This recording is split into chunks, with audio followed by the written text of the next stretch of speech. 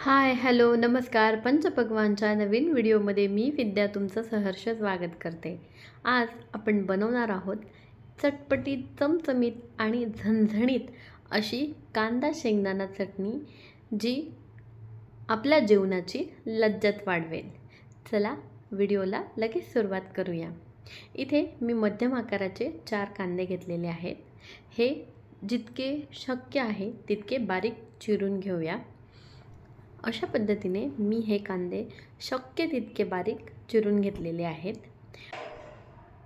आता यामध्ये आपण धुवून बारीक चिरून घेतलेली कोथिंबीर घालूया. आता यामध्ये चवीनुसार मीठ, लाल तिखट आपण आपल्या आवडीनुसार यात घालू शकतो. मी जवळपास इथे 1.5 चमचा इतकं लाल तिखट घातलेलं आहे.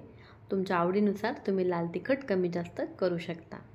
अर्धा चमचा हळद आणि आता यात टाकणार आहोत आपण पाव चमचा हिंग. आणि इथे एक छोटी वाटी मी शेंगदाणे घेतले आहे भाजलेले, ते आपण मिक्सरमध्ये टाकून छान बारीक वाटून घेऊया. हे बारीक वाटलेले शेंगदाणे या बाउलमध्ये आपण सर्व काढून घेऊया. ही चटणी डाळ भातासोबत, भाकरीसोबत किंवा चपातीसोबत, फुलक्यांसोबत खूप छान लागते. अगदी चटपटीत आणि चमचमीत अशी ही चटणी आहे. एकदा ही रेसिपी नक्की ट्राय करा. अगदी झटपट आणि त्याचबरोबर चविष्टही. हे अशा प्रकारे आपण सर्व छान एकजीव करून घेऊया.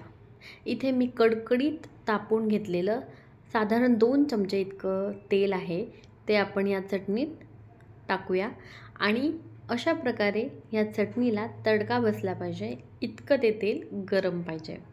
आता एकदा आपण पुन्हा छानपैकी हे सर्व एकजीव करून घेऊया.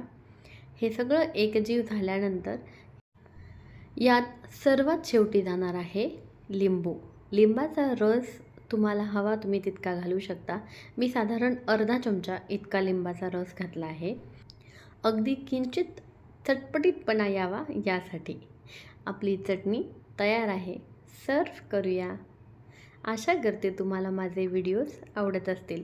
जर आवडत असतील तर like, share with your friends and family and subscribe the channel.